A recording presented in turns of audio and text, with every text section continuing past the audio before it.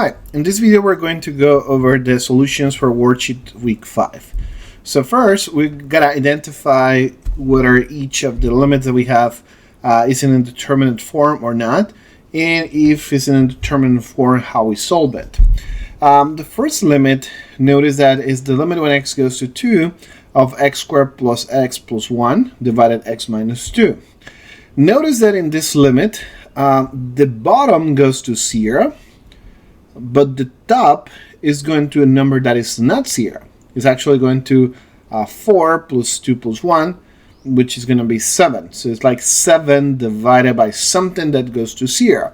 So that means that this limit is going to infinity. It's not an indeterminate form. It's going to kind of 7 over 0, approximation. So that means that it's going to infinity because we cannot divide by 0, right? Now, if we have this limit here, limit of x squared minus 4x plus 4 divided x minus 2, that's a different matter. Because when we plug in 2 on the top, notice that we get 4 minus 8 plus 4. So it's 8 minus 8, and it's going to be 0.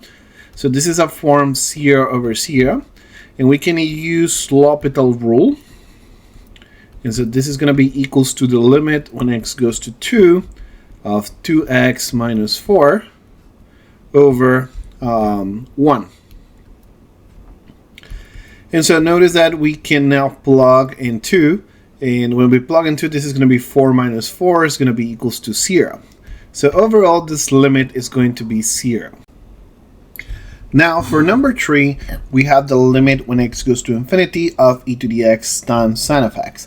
But the problem here is that sine of x is going from minus 1 to 1, while e to the x is going to infinity. So this limit pretty much is going to be jumping between minus infinity and infinity at times. So the limit overall is not going to exist. Okay, we cannot determine the limit here. Now, a similar case, but it's not the same, would be when it goes to infinity, but we have e to the minus x. There's a different situation here because we cannot say, well, consider the absolute value of sine of x. The absolute value of sine of x is between 0 and 1, right? And so we can multiply now by e to the minus x.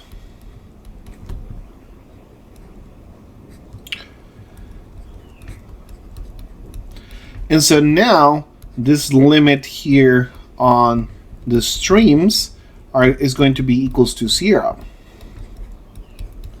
And so this means by squeeze theorem or sandwich theorem that the limit when x goes to infinity of e to the minus absolute value of e to the minus x sine of x is equal to 0. But that's going to mean that the limit when x goes to infinity of e to the minus x sine of x is equals to 0. Now, another situation occurs in here when we have this limit when x goes to infinity of sine of 1 over x. Notice that this is going to 0 when x goes to infinity, and this part is kind of going to infinity. So this is something of the form infinity times 0. So this is an indeterminate form.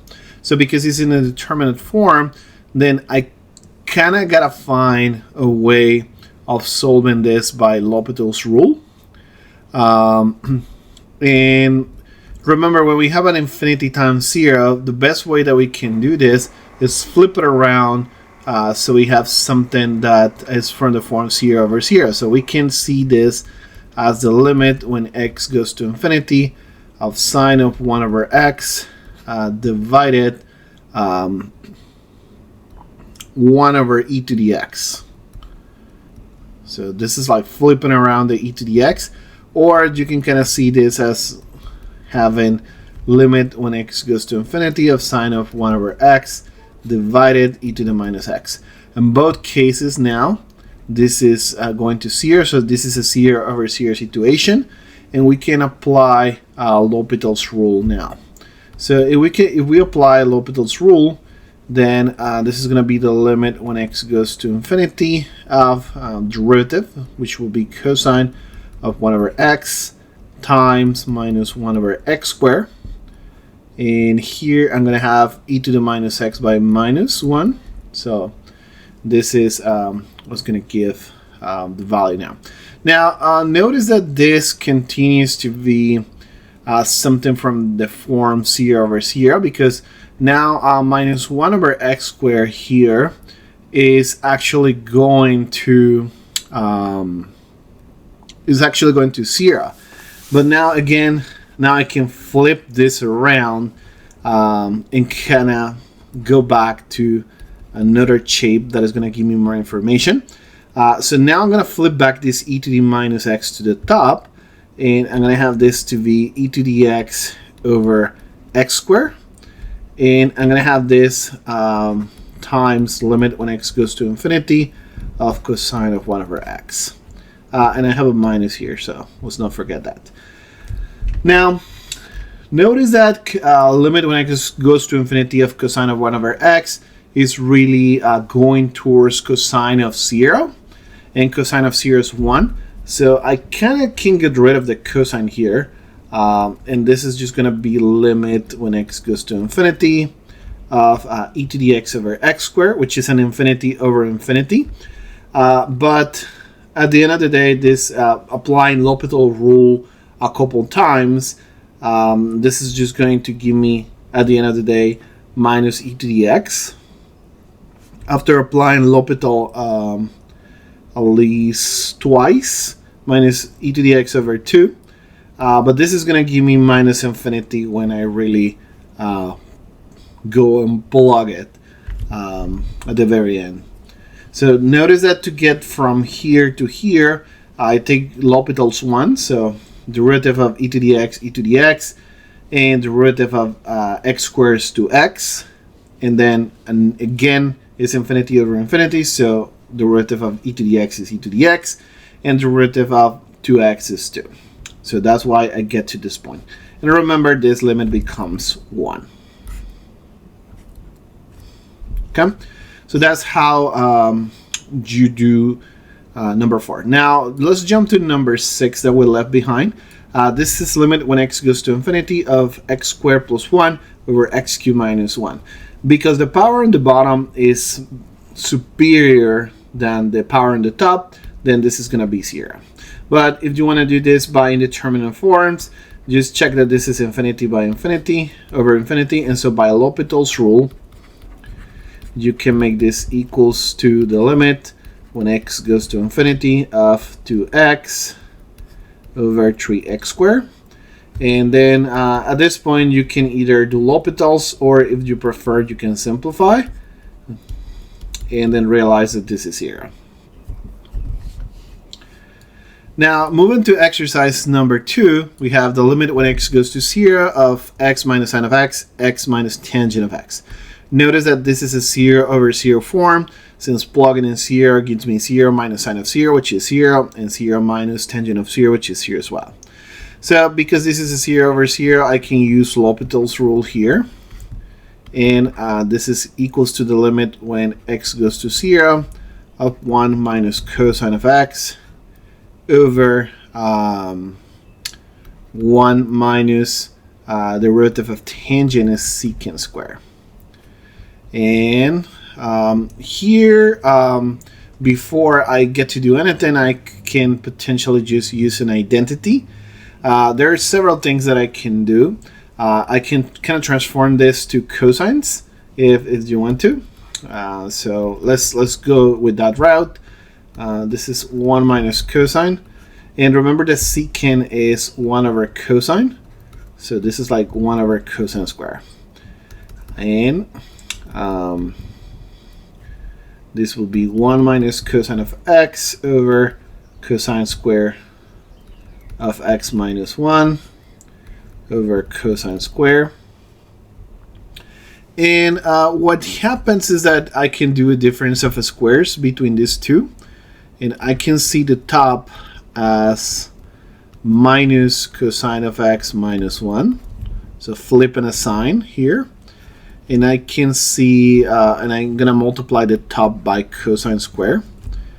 And then I can see the bottom here, just cosine square minus 1 as cosine of x minus 1 times cosine of x plus 1. Since it's the difference of the squares terms here. I can cancel out this term. And now this is going to be limit when x goes to 0 of minus cosine square of x over cosine of x plus 1. Now this is not anymore a 0 over 0 form. If I plug in 0, this is going to be minus 1 over 2. And so this is just one way of going about this. You can actually potentially also continue doing L'Hopital's rule here if you want to.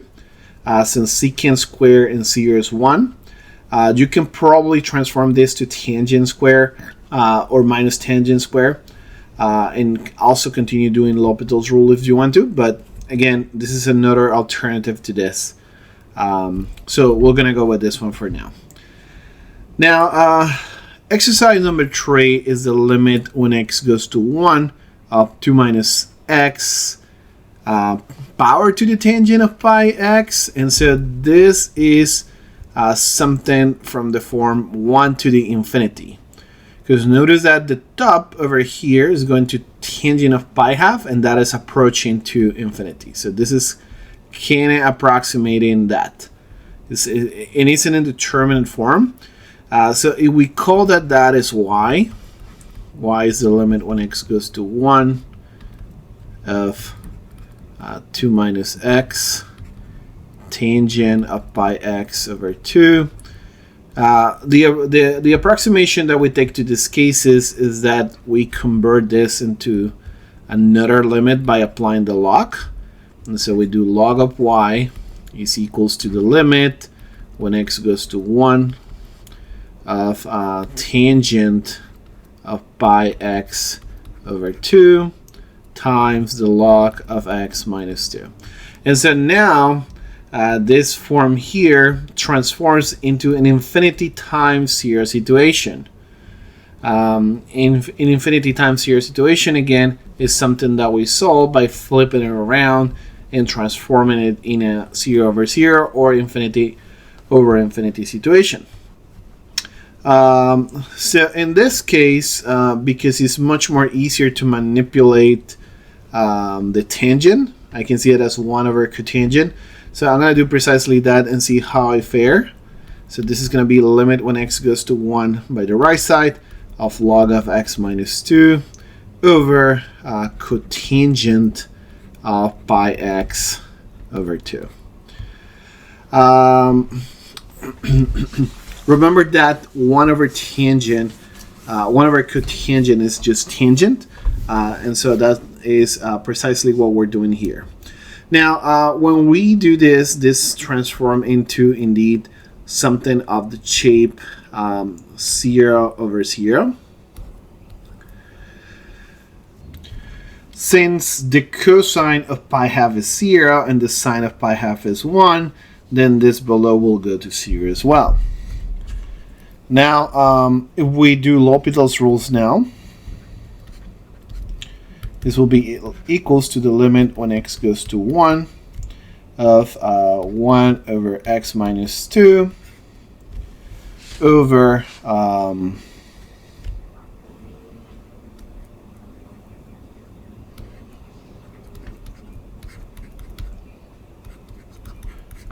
minus cosecant square of pi half.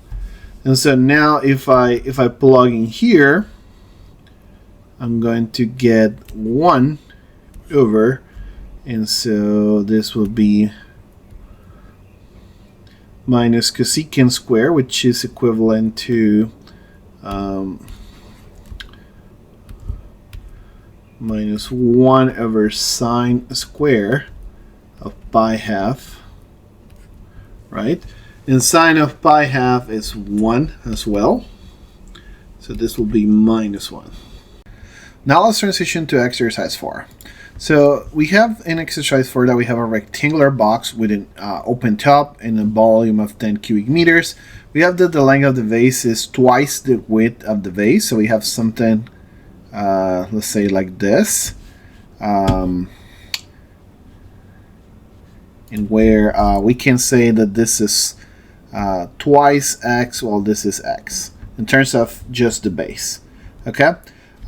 In terms of the overall thing, we do have a box. So we have a situation where we have this 2x and x in here, and then we have certain height y, and then we're building the box with that in mind. Okay. Yeah, something like this. So in general, the volume of this is going to be 10 cubic meters. But if you think about the volume, what is it? Is the vase is 2x times x, and then by the height, which is y. So you have that the volume is going to be like 2x squared y, and at the same time that's 10, right? We have that the materials for the vase cost 10 per square meters. So this is talking about the whole base. So and this means that the cost is 10 times 2x squared, since that's the total area of the vase, and this is talking about square meters. So this is measuring how many square meters the vase has.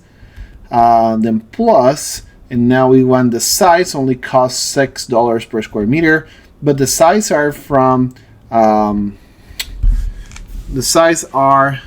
x times y, twice x times y, from this face and this face.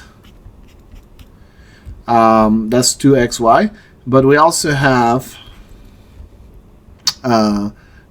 2x times y twice. So we have 4xy here, and so overall this the cost is going to be 20x squared plus 6xy. Okay, so this is the function of cost. Now we want to compute the minimum cost of the box. So there's a restriction here is 10 equals 2x squared plus y. So that means that I can put y in terms of x, and this is 10 over 2x squared, or I can see it as 5 over x squared. And then I can replace this here, and now the cost as a function in terms of x only is 20x squared plus 6x times 5 over x squared, or simplifying this is 20x squared plus 30 over x. Okay, and so that is my cost function in just terms of x. To minimize this, I need to find a critical point. So c prime of x is going to be 40x, and this is going to be minus 30 over x squared. And to be able to get critical points, I need to simplify this in a single thing. So this is 40x cubed minus 30 over x squared. So the critical points of this function are going to be either where the function on top becomes 0. So c prime of x equals 0 means that 40x cubed minus 30 is equals 0, or that x cubed is 30 over 40, or that x cubed is 3 over 4. So x here is going to be the cubic root of 3 over 4. The other possible point is going to be where c prime of x do not exist, but that will mean that x is equal to 0, and that won't really give me dimensions for my box, so we're going to stick with this. Now we want to confirm that this is a minimum, and to do that we can use the second derivative. So the second derivative here is going to be 40 minus 60 over plus 60 over x cubed. And as you can see, when we're plugging a positive quantity, this is going to be positive. And so because this is going to be positive, then this x equals cubic root of that is going to be a minimum. So that's going to be one of the dimensions. With x, I can find y. And then y is going to be 5 over 3/4 and this is cubic root to the 2/3. So this is the value of y. And then later, if you want to just find what the minimum cost is, you gotta plug it in here. You gotta plug c of cube root of 5/4, and whatever that number is going to be, then that's gonna be your minimum cost of the box. Now let's transition to antiderivative exercises. In exercise number 5, we have to find the general antiderivative of some of the functions. This is going to play with the basic antiderivative formula. For example, if we have here the antiderivative of 4x squared minus x to the 5 plus 2, then we gotta play with the power rule for antiderivatives. And that's going to be x squared instead of doing derivative, which is subtracting 1 and multiplying down. Actually, what happens here is that x squared becomes x cubed divided by 3, and then multiplied by 4, minus x to the 5 becomes x to the 6 over 6. And this 2 is like it has x to the 0, so this becomes 2x to the 1 over 1, so x, and then plus c because it's a general antiderivative.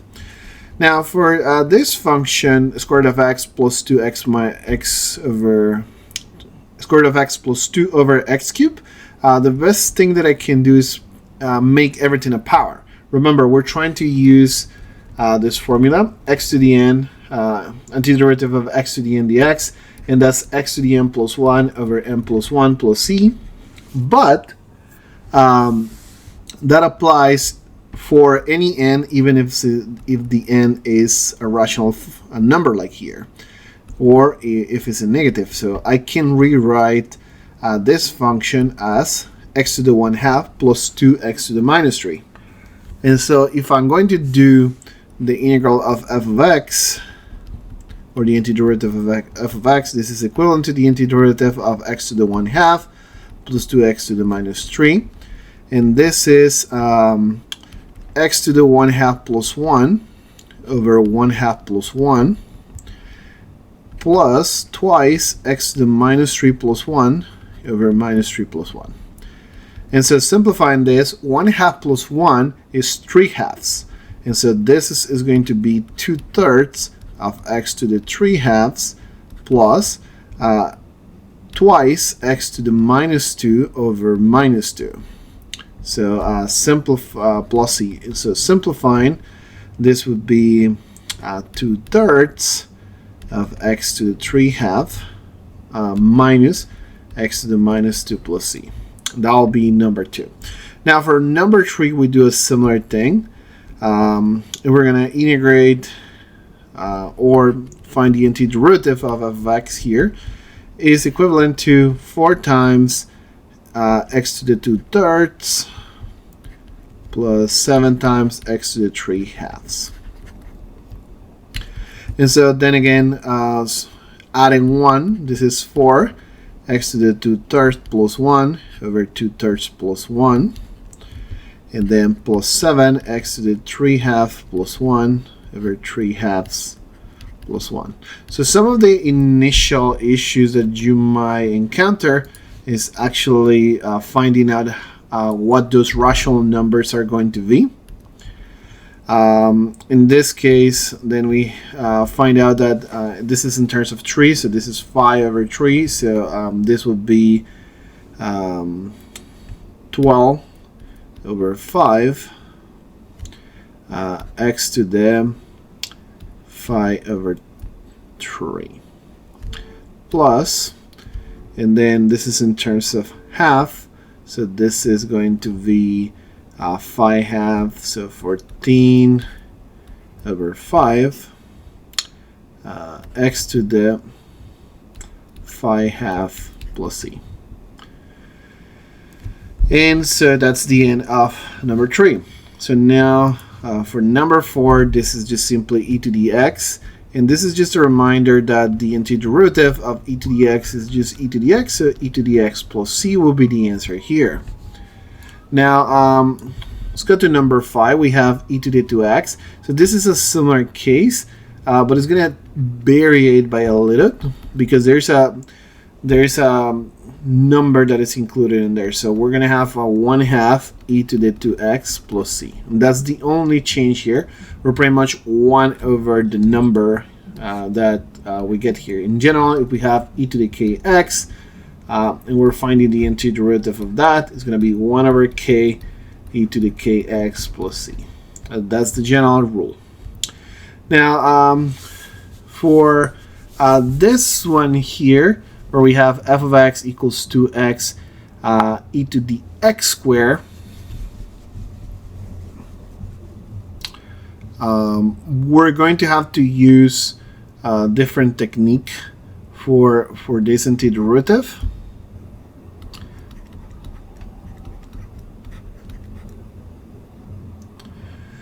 And so we need a change of variable to be able to deal with this particular antiderivative, and this is something that's going to be called the substitution rule, where we can identify a function and their derivative. So u is equals x squared, du is 2x dx, and so that means that this one here can be converted into e to the u du by this substitution, and this is again e to the u plus c. But then we come back to the original variable, and this is just going to be e to the x squared. So the process that we're doing here, which is called the substitution, is a particular scenario where we take a complicated antiderivative and we take it to one where we know the formula. We're going to get into more details when we see substitution. Now, for number 7, the integral of 4 over x is equivalent to 4 times the integral of 1 over x, or the antiderivative of 1 over x, and this is just going to be log of x. Notice that the derivative of log of x is 1 of x, so it makes sense that the integral or the antiderivative of 1 over x is log of x. And number 8 here for these examples is the antiderivative of 3x plus 1 over x. We don't have specific rules for quotients here, but what we can do is simplify this to be 3 plus 1 over x, and so this is just going to be 3x by the antiderivative of only 3, and 1 over x is log of x, so this is log of absolute value of x plus c. And so that covers all this antiderivative that we have in exercise 5. Now, in exercise 6, we want to find f of x given that f prime of x is equals 3x squared minus 1. So that we do by considering that f of x is the integral of f prime of x dx, and that can be seen as the integral of 3x squared minus 1 dx, and this is just going to be x cubed minus x plus c. But if we have that f of x is s cubed minus x plus c, and we have the information that f of 1 is equals to 2, then we're going to find out that f of 1 is 1 cubed minus 1 plus c, and so that will mean that c is equals 2. And so that's going to help me out finding the constant. This in general is the procedure that we will use to find a specific value for the constant. Hence, f of x is going to be x cubed minus x plus 2. Now for exercise 7, we have that a ball is launched from 2 meters above the ground with a velocity of 20 meters per second. So we have certain information. We have an initial position. So we have a position at 0 is 2. And we also had the velocity at 0 is 20 meters per second. We want to find out when it hits the ground. Well,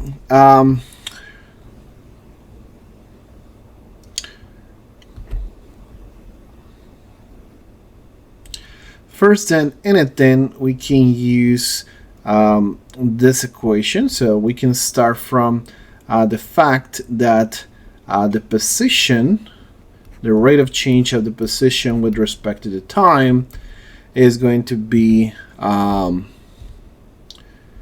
the speed. This essentially is going to be the speed. And we're going to assume that this speed is going to be 20 meters per second. It's going to be constant here. So now, when we integrate this, we're going to have that P of t is the integral of the p dt, which is actually the integral of 20. So this is going to be 20t plus c. But notice that we have the initial amount when it is in the when it was launched the ball. So p of 0 is equals 2, and so that means that 20 times 0 plus c is equals 2, and that's going to imply the c is equals 2. And so the position for this will be 20t plus 2. And because we want to find out when it hits the ground, then we want to find out when the position is going to be equals to 0. So we want to find out when p is equals 0. And so this is 20t plus 2. Sorry, since this should be a negative velocity because it's falling to the ground. So this is minus 20. Otherwise, this is not going to make sense because there's no way that I get a time that is positive. So now here I'm going to get that 20t is equals 2. And so t is going to be 2 over 20. It's going to be 1 over 10.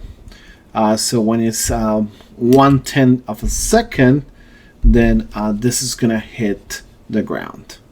Remember that the ball is launched from the ground and is falling down, so that's why the speed is going to be negative.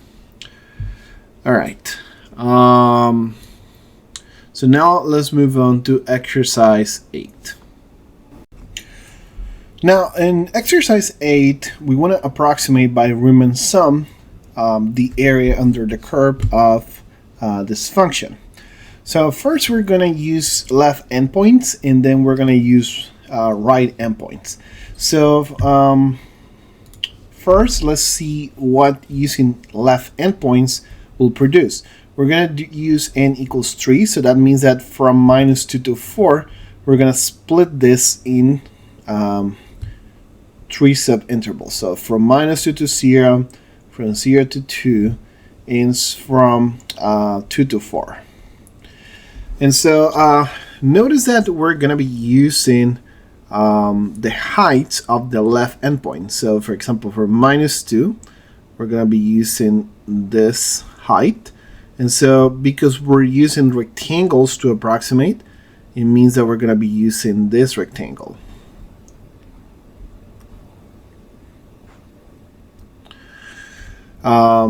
So that means that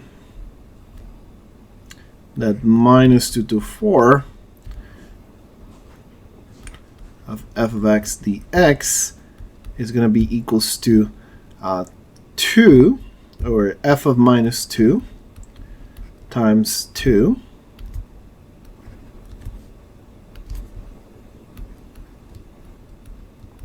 plus, and then we're going to go f of 0 times 2, and then we're going to go f of 2 times 2.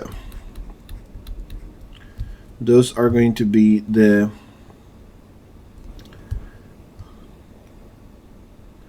rectangles of approximation. Notice this is f of 0 is going to produce this one, and now f of 2 is going to produce this one here.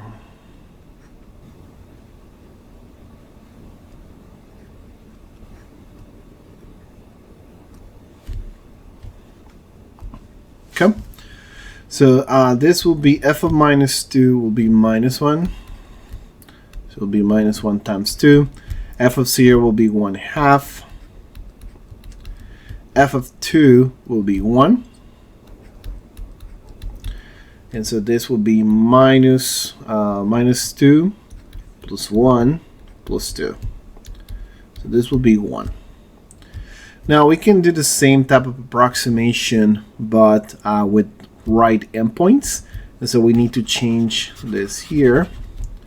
Now using right endpoints, notice that for we're going to be using the same kind of division, but the right endpoints for this first interval is going to be different. So f of minus 2, f of x, integral from f of x from minus 2 to 4 is going to be with f of 0 times 2 plus f of 2 times 2 and f of 4 times 2. Notice that this time we're using different things. F of 0 is here, so we're going to be using this image. F of 2 is here, so we're going to be using this rectangle, and f of 4 is actually going to be here, so we're going to be using this one. And those are the areas that we're going to be using for approximating that area. Notice f of 0 is 1/2, f of 2 is 1, and f of 4 is minus 1. So this will be 1 plus 2 minus 2. And so this will be 1 as well. Now, if we're going to compute exactly the area with no rectangle approximation, then what we do is compute the actual areas. One of the ways that we can do is like get the triangles that approximate this. So we can get this. We can also get this in this triangle here.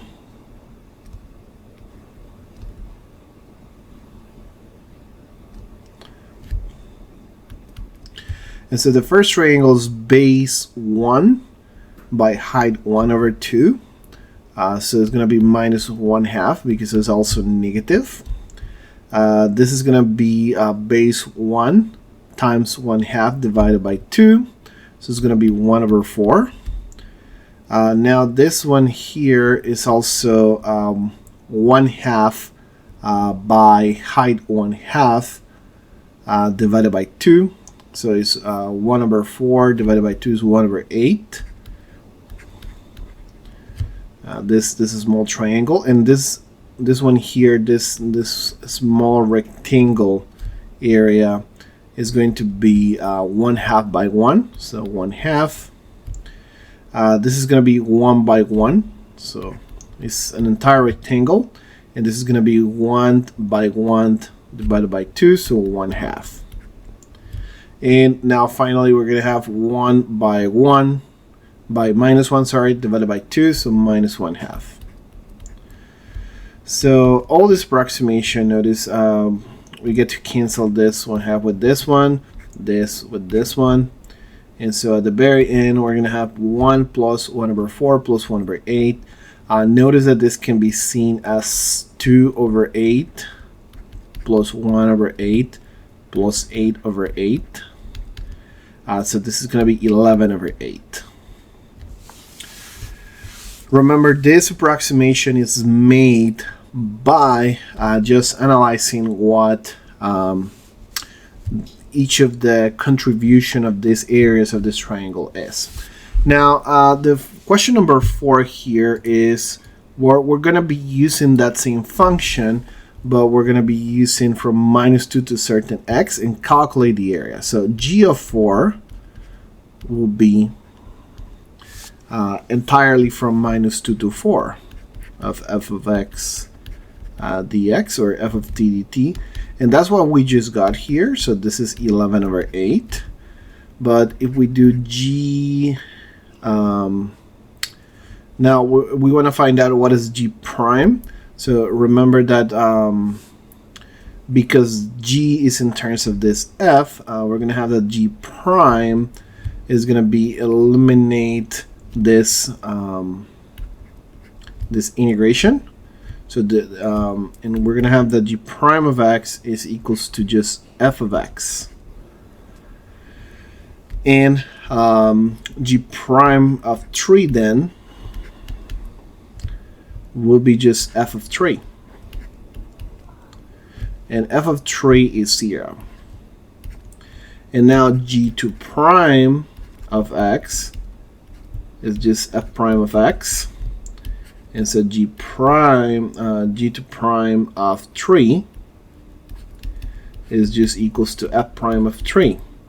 So what we do is we check what is the slope of this tangent line here, which is -1. Remember, you can kind of get that slope by comparing the points. So you have this point, you have the point 2, 1, and you also have the point 4, -1. And so with that, you can make a difference between the two. -1 minus 1 over 4 minus 2. And so this is going to be -2 over 2. And so we get that this is -1. Okay, so f prime of 3, which is the slope of this line, is -1. The slope of the tangent line of 3 is the slope of this line here. Okay. All right, so that is how to calculate some values with this areas. Now, last in exercise 9, we want to evaluate the integral from 1 to 3. And we can use both of the methods, definite integral and the fundamental calculus of theorem. We're going to leave fundamental calculus of theorem for next week. But for now, remember that just the integral from 1 to 3 of x plus 1 dx, it really is just x squared plus x squared over 2 plus x between 1 and 3. So we plug in 3. So this is 9½ plus 3 minus, and then plug in 1, which is going to be 1/2 plus 1. Implicitly, what we're really doing here is using fundamental calculus theorem, but this is one way that we can go about analyzing and finding out this result. 9½ minus 1/2 is 8½ which is 4. And 3 minus 1 is 2. So this is 4 plus 2 is equals 6. Another way that you can find out what this is just put the y equals x plus 1. Which is this line here. And so essentially you're checking what is happening from 1 to 3. And this is the line x plus 1. So you can also verify that by finding this number. Notice that in 1, this is 2. The x plus 1 gives me a 2 here. So the whole area is going to be the area of this rectangle plus the area of this triangle. Notice that in 3, this is 4, by the way. So this is 2. The height from here to here, and so the area of the triangle is going to be base, which is 2, by height, which is 2 over 2, so everything is 2. And the rectangle here is going to give me base 2, and of course the height is also 2, so it's 4. So the sum of the area of the triangle plus the rectangle is 6. So that kind of makes sense with this, with the using the integration here. Okay, so this is the end of the worksheet 5 solutions.